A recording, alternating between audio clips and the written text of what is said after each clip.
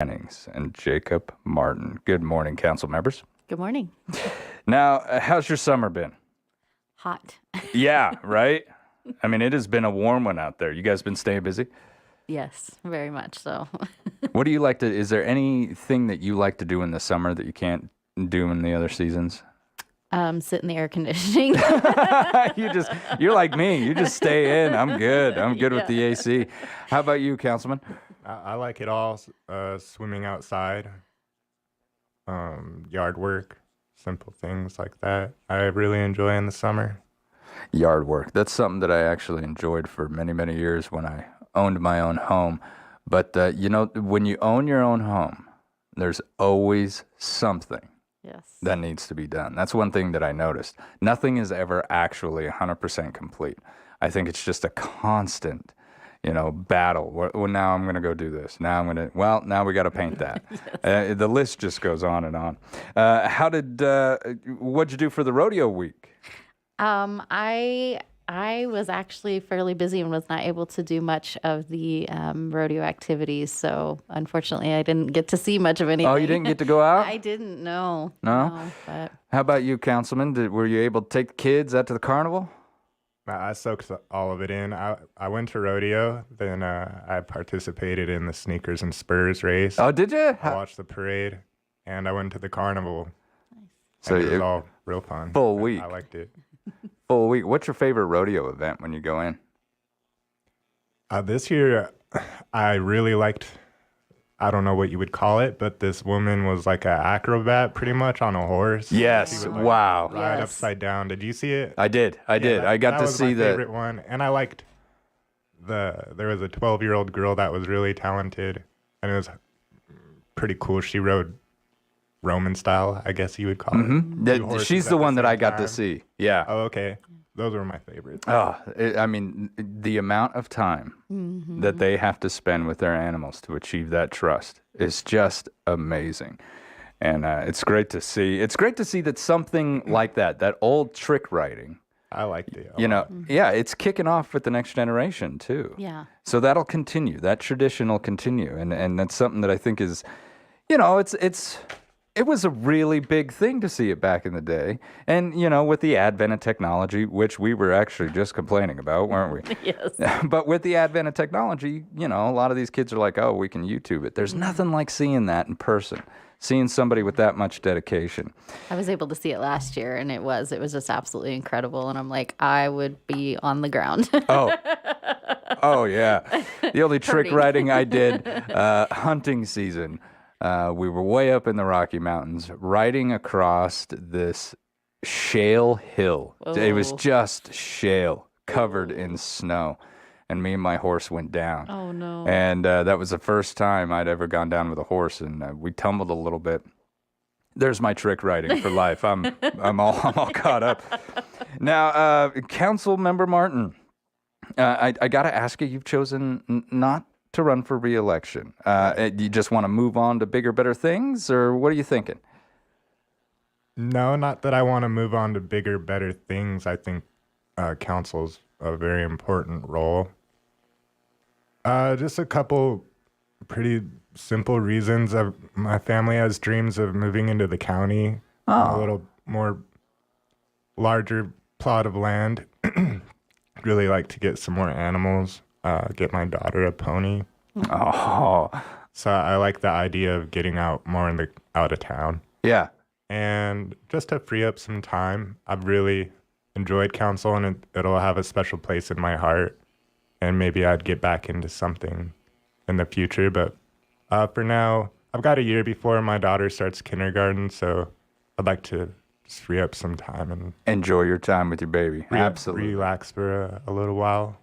Well, those are fantastic reasons. Want to spread your wings and spend time with your kids. I mean, two things that are extremely important. And, I hope you get that plot of land out there. I think that would be fun. I hope so, too. Yeah. Now, And the pony. Yeah, and the pony. Now, what is, and I'm probably going to slaughter this word, columbarium niche? Is that how we say that? Yeah. What is that? I think that's how you say it. That's how everyone's been saying. Right? It's for cremation. So the idea behind this is to free up more space and make it a bit more economical, but still in a very nice way to lay people to rest Yeah, in yeah. their final spot. So is this almost like a building where we would? It's like a structure, and then I guess the way I would describe what it looks like is like a post office box line of Okay, yeah. We've seen those around picture bigger that. cities. Yeah, Just a foundation of rows. Yeah. Kristen, jump in if I'm not. No, you're absolutely correct. Describing it Yeah, well. yeah. So they usually have like a little spot where you can put some flowers or something as well, right? yeah, so they're actually you won't be able to put them on the door to the columbarium, but there will be a spot off to the side that will be assigned for each columbarium that will allow them to place flowers and mementos and things like that. How did this develop? Did the cemetery board come to you guys and say, "Hey, we need to figure out how to free up some space"? I think it came from staff recommendation, the cemetery Yeah. person, and yeah. There was, they said in the presentation the other night too, that there was quite a bit of interest in the community. And so people had been calling and asking, was that something that the Sheridan Cemetery did? And up until now, they hadn't. And so I think it kind of sparked that idea that maybe we were starting to get quite a bit of interest in it. And it was both potential for saving space in the cemetery, but also meeting a need that had not been met before. Yeah. So. I've covered cemetery boards in the past, and there are a lot of alternatives out there to that traditional casket burial. And one that I really liked, and I don't think anyone's done it yet. I'm not sure. I'd have to double check. But it's called a natural burial, and it's usually in a cemetery has purchased a plot of land where they don't landscape anything at all. They just leave it natural. And the deceased is then wrapped only in a shroud. And it's a very special shroud specifically for this purpose. And you're given a plot out there in this natural land, and you're laid to rest there.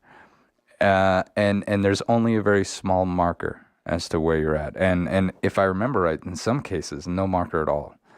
And it's just a very natural resting spot, for those individuals who love to look out on the Wyoming prairie and say, you know what, that's all I want to look at. Right. How you want. Yeah. I think that's something that I would really explore, Me too, maybe. Yeah. That natural burial is something that I really liked. I thought that's a great idea, man. And it's not as organized, but it's not supposed to be. Right. So that's, there's all kinds of different ways that we can do this. Now, where are we at in the development process of our columbarium? Is this something that we know we're going to go forward with this, and they've received funding? I would assume so. Yeah, so they, basically the other night, the presentation was that, yes, we were moving forward, that they were looking into funding. And, of course, obviously there's a cost for it. And so Right. that will help part of it. But they are looking into funding and the best way to get that done. But I believe it is absolutely something they're going to move forward with. So. All right. So that's going to be another option that we can actually take advantage of in the Yes. future. Yeah. I know that I think cremation is also something that has really kind of taken off since about the 2000s. A lot of people are making that decision as opposed to the old casket burial way of doing things. Yes. And, with as many people as we've got in the world now, we need to save some space. So I completely agree with it. Now, let's move on to Ordinance 2250. Did I get that number right? I think I Yes. did, yeah. All right, so what is this ordinance, and what does it really do? Well, so the ordinance basically, it's called the Gambling Moratorium, and it is putting a 2-year moratorium on expanding gambling machines in the downtown area. So it expires in December of 2024. And basically the reason that it came about was that the state legislature, the governor was not necessarily excited with how the state legislature had not handled giving gambling restrictions down to the municipality level. And so this, he had sent a letter to the state legislature and said, hope to see that you guys work on this in the future. And so the moratorium was put into place basically to just kind of provide some sideboards until there was some more direction from the state legislature. Okay, so this is basically the city taking action and trying to prevent like an overfill of these gambling machines in the downtown area. Right. Yeah. Right. Because I don't know the law when it comes to gambling in Wyoming. If I remember correctly, it's fairly new, only the last couple of decades. So there's not a lot of regulation revolving around that, is there? Not that I can think of, anyway. So this will help the city be able to say that. Right. And basically just kind of keep things tied down until some determinations can be made a little bit further down the line. Hopefully, the state legislature works on it this time in their session. So basically, we'll just kind of a wait and see. Yeah. And does this ordinance, is this a permanent thing or it just 2 years? Just 2 years. Oh, okay. So either legislature does something about it or we have to renew or react this thing once again. Correct. Wow. Okay. Now, what were the discussions like among city council members regarding this ordinance as it was developing and moving through its process? It's got to be read 3 times, and correct me if I'm wrong, but you just read the third reading, effectively making it the ordinance of the land. Yes, so it was voted on a couple weeks ago, and it did pass. I personally voted no against it, just because my thought process behind voting no was that it provides a restriction on free business, free market, and we had already set a precedence in the city by allowing other gambling establishments to have, essentially as many games as they wanted. And, here we were coming back and saying, well, just because you're in a different part of town, you can't have what you want. And it's hard for me because gambling is, a vice. And of course I look at that and I'm like, oh, I don't want to promote a vice that, right, could be harmful to people. But on the other hand, free market is very important. And so, I struggled with that one, but ended up voting no in the interest of free market. So, but, it doesn't bother me terribly that this has been put into place because there is that restriction of 2 years, and that gives everybody a little bit of time to deal with it and to have those discussions. But, I know that the other council members voted for it. So, yeah. Councilman Martin, what was your thought process behind it? I opposed it from the beginning. Really? I'm sorry, you did vote against it. And it was same thing, free market?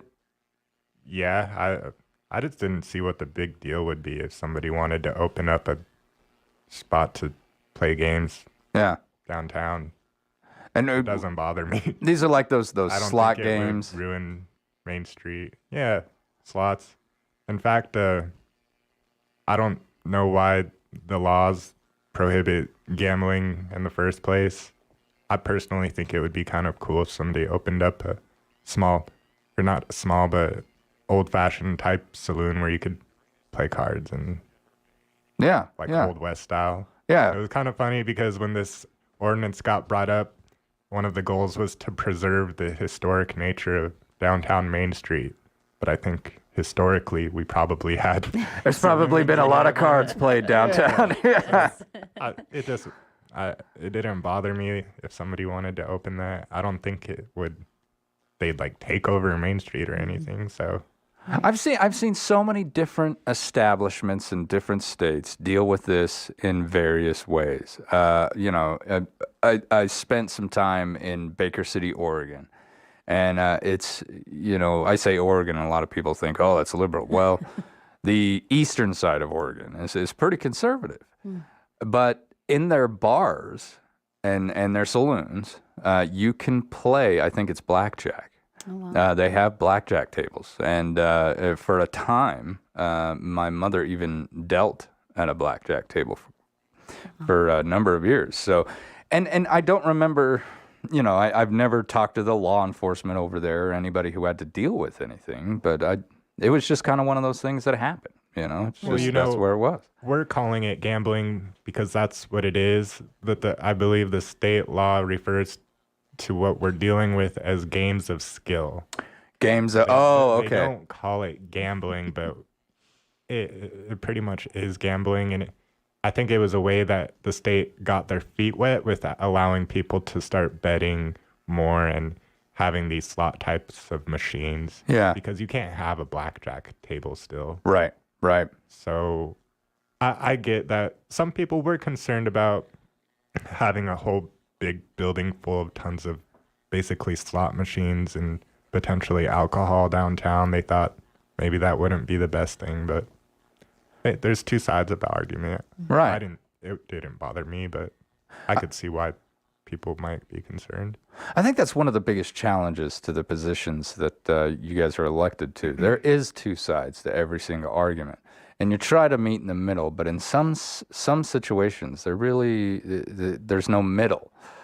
You either allow it or you don't. And that can be pretty challenging. I would tell people coming in to relish the times where you feel like there's a consensus and that everybody's happy that something is being done. But there's going to be several times where you just don't win with either side, but that's just the way it goes. Yep, one of those situations. Damned if you do, damned if you don't, right? Right. All right, when we return, we're going to continue with our Sheridan City Council. This is Public Pulse on 930 KROE and 103.9 FM. Sheridan.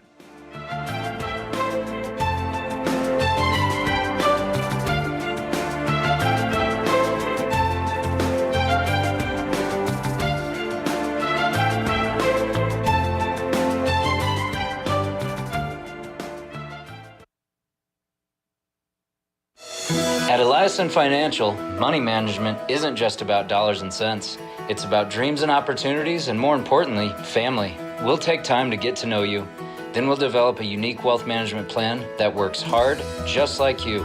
To learn more about who we are and what our wealth management advisors can do for you, visit Eliason Financial online or call 307-672-3010. Securities offered through Royal Alliance Associates, Inc., member FINRA, SIPC. It's no secret. Liz Cheney is desperate. Liz will do anything to cling to power. She's using Democrats to fund her campaign and begging them to switch parties just to vote for her. Now Liz is using D.C. dark money to run her TV ads, lying about Harriet Hageman. And we don't take kindly to liars here in Wyoming. The D.C. political insiders want to keep Liz in power so that they can continue controlling Wyoming's only congressional seat. Why else would Liz vote to restrict our right to bear arms? Liz Cheney is a serious threat to our Second Amendment. Unlike Liz, Harriet Hageman is endorsed by Gun Owners of America and received an A rating from the NRA. It's time to tell Liz Cheney and the D.C. insiders, enough is enough. I'm Harriet Hageman, candidate for Congress, and I approve this message. Paid for by Hageman for Wyoming. Liam's Furniture is having an inventory reduction sale, 20 to 50% off all in-stock brand new furniture, accessories, and home decor. Like an Ashley sectional was $13.99, now $9.99. A Bassett Sierra buffet with leather and nailhead accents and other high-end detail was $48.99, now $26.99. Liam's Furniture, fully stocked, needs to make room. 20 to 50% off store-wide. Furnish your entire home and save thousands. Liam's Furniture, 250 North Main, downtown. First Federal Bank and Trust formed in Sheridan in 1935 as a financially stable community bank. We strive every day to support and improve the lives of our staff, customers, and communities. Currently, we have some great certificate of deposit specials. We are also assisting you with an increased online savings rate that you can easily open online. First Federal strives to maximize your earnings. We have been your community bank since 1935. First Federal Bank and Trust. Online at efirstfederal.bank. Member FDIC. Hey, this is Josh with Rtr Automotive Studio. With hail season picking up, it's time to think about your options for paintless dent repair. Rtr Automotive Studio is your only locally owned paintless dent repair business in Sheridan. I have over 12 years experience, and I want to help you keep your vehicle in pristine condition. We work with all insurance companies and offer full warranty on all of our work. Contact me at 307-752-7081 or stop by the shop at 403 North Main Street for a free estimate. Check out our before and after photos on Facebook and Instagram. Good morning and welcome back to Public Pulse, brought to you by our friends out there at Alliance and Financial. This morning I am joined by Sheridan City Council members Kristen Jennings and Jacob Martin. Now, details of the respondents to the request for proposals for ambulance services for the city of Sheridan were actually presented at City Council study session earlier this week. The request for those proposals for EMS services for the city closed on July 29th, and the city received 3 proposals. The submissions were from AMR, Rocky Mountain Ambulance, and Northeast Ambulance Service. Now, council members, what does the council take into consideration when your proposals come in and you sit down and you really start to look at this? Because I'm sure all 3 of these services are probably very well. So how do you guys try to decide that? What's discussed? For me, it's just basically 2 things. Who can meet the needs of the city and do so at a reasonable cost. Yeah. So you just kind of weigh the money, and then and the, like, how do they let you know the type of service that they provide? Do they, within the proposal, do they say we have this many employees, we can cover this amount of room for X amount of time? Yeah, that's right. And the reason that this even came up to begin with is because our current provider and the city, each of our needs were not being met anymore. So it was just time to revisit that and get a consensus of what we both need to be effective. Yeah. So we did this request for proposals, and we'll look and see who can best fulfill our needs and also what we can do to help them operate the best way that they can. Councilwoman Jennings, what do you like to consider when you look at these things? Basically the same thing. Obviously, the needs of the citizens are why we're even here. Right. And so it's something that you have to take into account, not just what it's going to do for the city as a municipality, but what it's going to do for somebody who needs that ambulance to be there when they need it the most. And so, and know that, obviously ambulance service and medical service of all kind is just absolutely astronomical these days. And so, can we make an informed decision that is going to hopefully be as economical for them, but still provide the service for the needs that they have. So that's my biggest concern. Yeah. And I know this, it's almost like a no-brainer question, but Jacob, Councilman, You can call me Jacob. you brought up a great point that every once in a while, it's probably even a good thing for the council to address contracts like this, and maybe see if something else is out there that can help. And I know it's somewhat a conflict with the businesses themselves, but I can totally see why we would want to explore this every few years. How long had we had that contract with the former ambulance service? I can't give you an exact amount of years, but it was, this is my 4th year on council, and it was prior to that. Yeah. Yeah. I would probably, this is such a process to get through, though, isn't it? You put out the RFPs when? Way back in April? I believe they were done in May. So requests.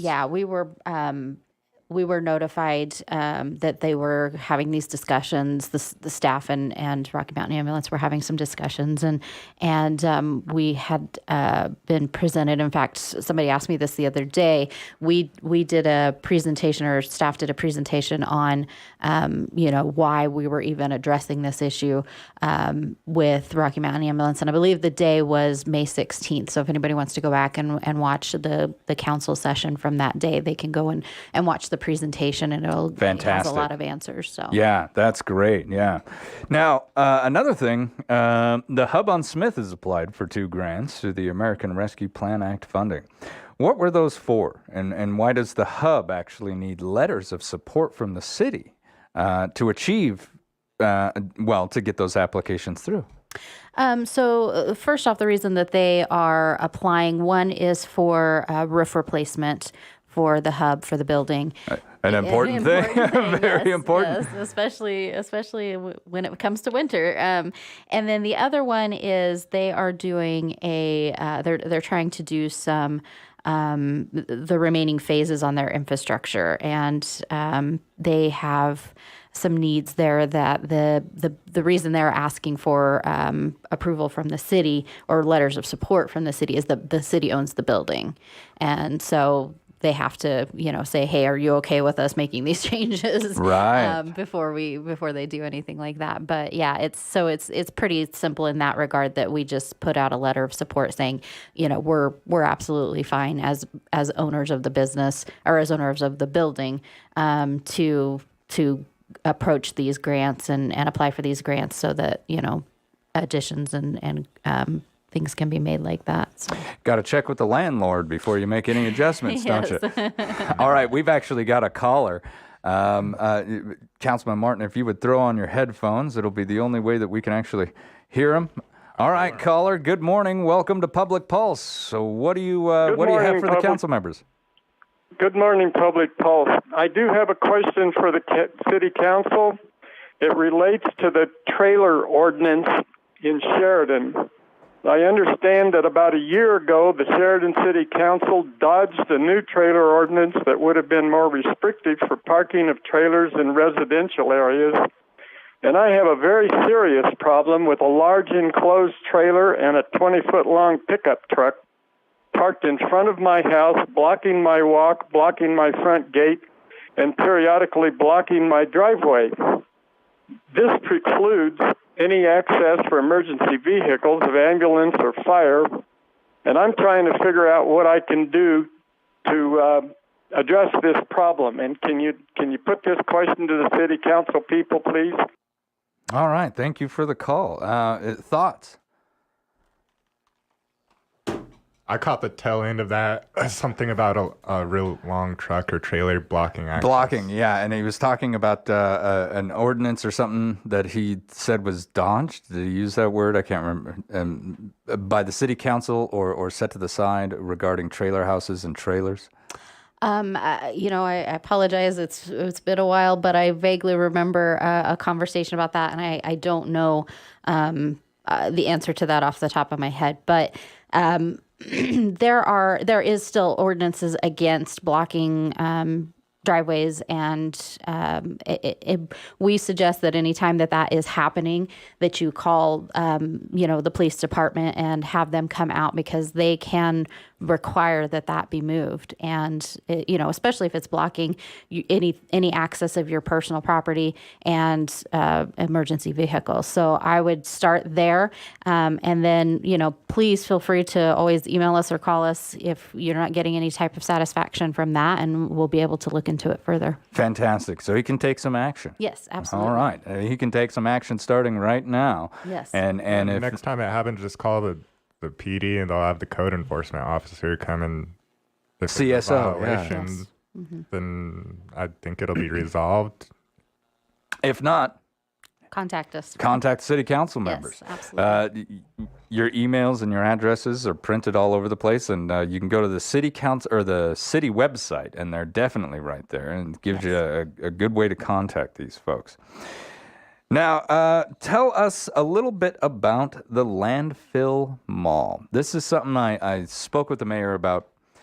We touched on kind of the idea of what's going to happen out there. Where are we at in this process? First off, I guess for those who don't know what this is, let's talk about what it is. What is the Landfill Mall? People throw away things that still have use.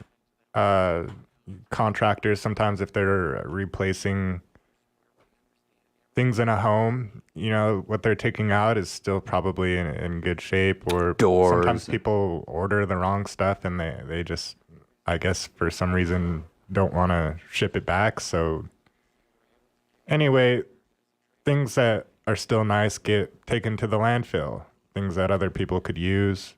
So the idea of this is basically a restore. People can go, and if you need whatever, you can go see if it's up at the landfill and now I keep it imagine out of the ground. Just like you said, I'll bet a lot of that will be like construction material. That's what I've heard. Yeah. So that when I was talking to the landfill staff about it, they told me that, sometimes somebody will send the wrong items for a contractor when they're building a house or doing renovations. And instead of having them ship it back, since it's expensive, they'll just tell them, we'll keep it and we'll send you the correct stuff. And it's cheaper to they'll throw it even bring away. Wow. So sometimes it's brand new. They'll take that up there. So people are like, well, instead of throwing this away with it, let's have a mall. Absolutely. Yeah. Now, this could be things like toilets, door stops, handles for your cupboard. All kinds of crazy stuff. Windows. Yeah, exactly. I know right now you can go there and get a bicycle for $5. Sometimes people still take pretty decent bikes to the landfill. So, there's all kinds of stuff I'm sure that are going to be in this mall. And my first bike was a landfill bike. Was it? And my dad, he was an engineer in the U.S. Navy, and those guys have got to be able to kind of create everything out of nothing. If something goes wrong with the ship, and you're out in the middle of the ocean, you're not going to be able to get in for a while. You've got to be very creative. Or training videos or MacGyver. Yes, exactly. And my dad was a part of the B-Boys, which was a unit specifically trained to do these kinds of things. And it was made up of kids from farm because they've had to do it. And so he was always really good at finding things, that others had thrown away. And he's like, oh, my goodness, that's like a brand new thing. To this day, that bike is hanging up in the garage at my dad's place. And it was something that someone threw out. I'd date myself,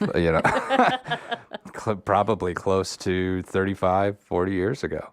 And he was able to take it, remake it, and reuse it. And it got used all through my life. So this is stuff that you are going to be able to use. And how are we going to be able to promote and show folks this kind of thing? So I've heard that people have wanted to take stuff from the landfill, but just the way it's set up now, they can't do it. It's not safe, or there's liability issues. I've had friends tell me that they've driven in there to dump stuff and then seen something that they want to take and use, and they're like, well, I don't see what the big deal is. It's gonna get buried. So this is a way to facilitate that and have a safe location where people can browse if they want to see what's in there.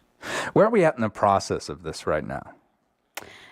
So they don't have a set date for opening, but they were hoping fall, early winter. And in tying on to what Councilman Martin said, they're also going to be the items that are there they're going to be photographed and placed on the city's website. So if you don't want to go down to the actual mall, you can browse online as well. So. Oh, fantastic! So we can just jump on the landfill website City of Sheridan, Amazon, and look around. Yeah. Now, proceeds or funds raised from this are not intended to make the landfill money, are they?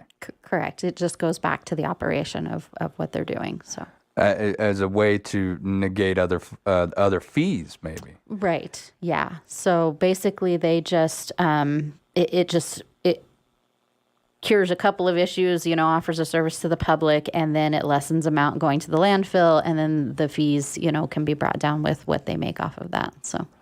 Well, this sounds like a fantastic idea. My mom used to get in trouble for doing this kind of stuff. Every time we pulled into the landfill, there was a man on a four-wheeler who'd come up and he would say hi, right? But he just never seemed to leave until we did. It's because everybody knew my mom. She's going to leave here with more than what she came in with. Someone go say something. I think this is a great idea, and I'm sure a lot of people in Sheridan probably going to save a lot of money when it comes to doing projects because of this kind of stuff. All right, we're going to take a quick commercial break. When we return, we're going to continue with our Sheridan City Council. This is Public Pulse on 930 KROE, 103.9 FM. Sheridan.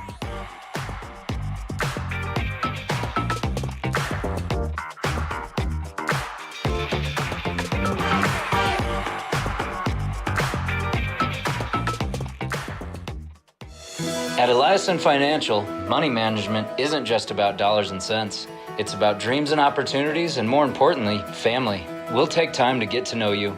Then we'll develop a unique wealth management plan that works hard, just like you. To learn more about who we are and what our wealth management advisors can do for you, visit Eliason Financial online or call 307-672-3010. Securities offered through Royal Alliance Associates, Inc., member FINRA, SIPC. Tax planning is not just tax preparation. With the changes due to tax reform over the last few years, you need a tax planner to ensure you are getting the most value for your business. We offer advisory services customized to your needs to help maintain financial viability while achieving future goals. Come see us today. Parker Mellinger, focusing on where you're going, not where you've been. Tara Nethercutt wants to be Secretary of State, but refuses to follow campaign transparency rules and supported a massive pay raise for the office. Nethercutt undermines election integrity by supporting unsecured ballot drop boxes that lead to ballot harvesting, and she voted against Wyoming's voter ID. A better deal, conservative Republican Chuck Gray. Chuck Gray voted against the pay raise. He authored Wyoming's voter ID, and Chuck Gray will make ballot harvesting a felony. Endorsed by President Trump, Chuck Gray for Secretary of State. Paid for by the committee to elect Chuck Gray. The owners and staff at Kane's Funeral Home would like to thank the families of Sheridan and Johnson counties for choosing Kane's and allowing them to serve you during these hard times. Kane Funeral Home makes it their mission to take the stress and uncertainty out of ceremonial services. They own and operate the only crematory in Sheridan County, so your loved one is always in their care. Kane's Funeral Home. Call 673-5837 or visit them online at canefuneral.com. Sheridan Orthopedic Associates continues its over 50-year tradition of surgical excellence in Northeast Wyoming and Southern Montana with the addition of Dr. Jory Wasserberger, a Wyoming native, and fellowship trained at the Mayo Clinic in Orthopedic Sports Medicine. Dr. Wasserberger joins a team of highly rated surgeons providing spine, sports, hand, hip, knee, and shoulder surgery, joint replacement, and more, including emergency care 24/7, 365 days a year. Visit us at SheridanOrtho.com to learn more. Nashville Icons coming to Bighorn Mountain Country. It's the 2021 Forever West Songwriter Festival, August 18th through the 20th. Sparrow Wigwam, Weil Theater, and Sod Farm Festival events will host several legendary songwriters who've written hits for the likes of Brad Paisley, George Strait, Garth Brooks, Chris Young, Hank Williams Jr., Reba McEntire, and Chris Stapleton. The Forever West Songwriter Festival. Find schedule and ticket information at foreverwestfestival.com. Good morning. Welcome back to Public Pulse, brought to you by our friends out there at Eliason Financial. I'm Floyd Whiting, and this morning I am joined by Sheridan City Council members Kristen Jennings, and Jacob Martin. Now, I've got what we call the council review right here, and it's just some basic questions. Because Councilwoman Jennings, you are finishing your second year on council, and so it's just a couple of real quick questions, and I'll end up asking Councilman Martin the same thing in just a minute. But in your 2 years on the city council, first off, I would actually just ask, how do you feel it's gone so far? Well, I feel like it's gone pretty good. I mean, obviously you go through periods where, like Council Martin said earlier, there's feast and famine. You have those city council meetings where there's 3 items on the agenda and they don't, they have to be dealt with because they're obviously functions of the city, but there's not a lot of concern or issues that people have with these particular items. And so, maybe the meeting lasts 20 minutes. Right. But then there's the ones where you're there till midnight and there's obviously a lot of concern or support one way or another. And so I think it's gone really well in that regard that, you go in, I personally go in with the ideal that I am representing the citizens. They've elected me to do this job. And so, my goal is to represent them to the best of my ability. And I think by keeping them in the forefront of my mind when I'm making my decisions definitely helps in how I represent. So Absolutely. Now, in your 2 years, what has been, in your opinion, the biggest challenge that you've had to overcome? The contentious issues, and luckily we haven't had haven't had a lot of those. But we recently had the vote about the train moving, which ended up being such a big issue, right? It was, and I had a lot of comments and read a lot of comments. I sat down one night and I searched all over the places that I could find that people were talking about the train. And I just sat there for hours and read comments and tried to really just get a feel for what people were wanting to put forward. And so that really influenced my decision. Obviously, there were some bigger issues in my mind, too, as well as, safety, the potential to increase foot traffic across an active train track was just the first issue in my mind, and then obviously the historical fact of it, that and it's not historical. I'm not saying historical in the fact that it's been there for 500 years and from that standpoint, but the historical fact in people's hearts. Yeah. I don't know how many people came up to me and said, I've seen that. It was the first thing I saw when I drove into Sheridan, or it's been there ever since I was a kid, or whatever. And that has to be considered. Yeah. I mean, it can't just be thrown to the wayside. And the train, I think, has been probably one of the more. I came in on the tail end, obviously, of fluoride and city administrator and all of those concerns, and I think in my mind, obviously, there's been a couple of other issues since then, but the one that sticks out the most because it happened the most recently That train. is the train. Yeah. Yeah. And, I will admit that really surprised me at how divided people were on that. Yeah. And it didn't seem like there was ever too much gray. And maybe those who were maybe apathetic about it or didn't care if we moved it or not didn't voice anything. Right. But from what I saw, boy, they were for it or against it all the way. Absolutely. I mean, to a lot of folks, this was a black and white issue. Yes. What have you found to be the most rewarding aspect of being on city council within your 2 years? The citizens. They're the reason we're there. And I think when they feel like they're being heard, that's the most rewarding, because it's so easy to get caught up in this is just another job, but it is really grounding to remember that, hey, you're not there to just make blanket decisions and move on. You're there. What you do affects the lives of people in this town. And, we all have thoughts and decisions on why we make the decisions we make. But again, at the end of the day, when we remember that the reason we're there is because somebody put us in that position, it's rewarding to know that I'm not just up there, it's not just my regular day job where I'm, do I shred this piece of paper, or do I file it, or do I, Right. this is, either way is probably not a big deal, but to the people, the citizens of Sheridan, those decisions are a big deal. And so it's humbling to remember, hey, you have to consider not just yourself in this. It's a lot of heart. Yes. I think that's one thing that I've learned, even just sitting in this chair. Yes. There's a lot of love in this city. Mm-hmm. There's a lot of passion in this city. And Councilman Martin, we're coming up on the end of your term. As we look back, what would you say in that time was the most challenging part of being a council member? I don't know if it's any one thing. I really enjoyed it for the most part. Difficult things are, when people have lived somewhere for a long time and they've got a lot of concerns about a new development being put in, like a multi-dwelling unit house. Growth. A lot of that's been happening lately where people are concerned about traffic and just their way of life where they've been for a long time changing. So that always weighs on me. And that's one of the big things. Weighing the difference in that? And people want a lot to be done for attainable housing, but it also comes at the cost of infill, making things more crowded for people that have been there already. So that's tough. Yeah. Now, in your amount of time, what would you say was the most rewarding aspect of being on the council?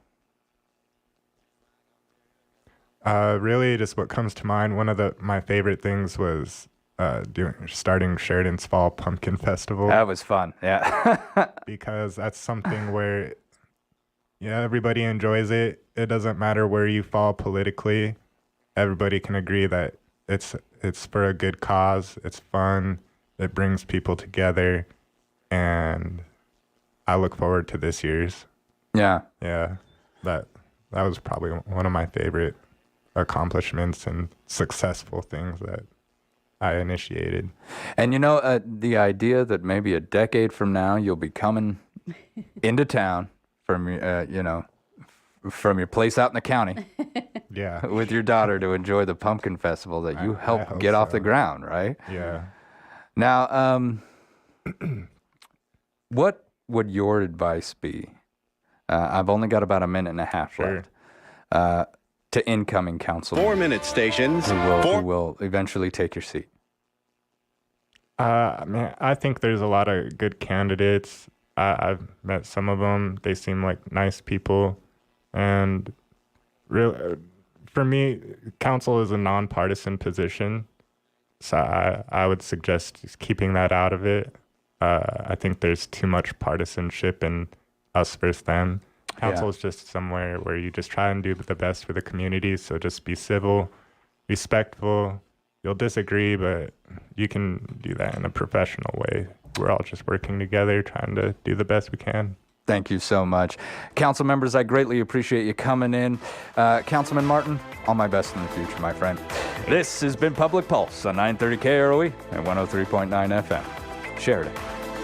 At Eliason Financial, money management isn't just about dollars and cents. It's about dreams and opportunities, and more importantly,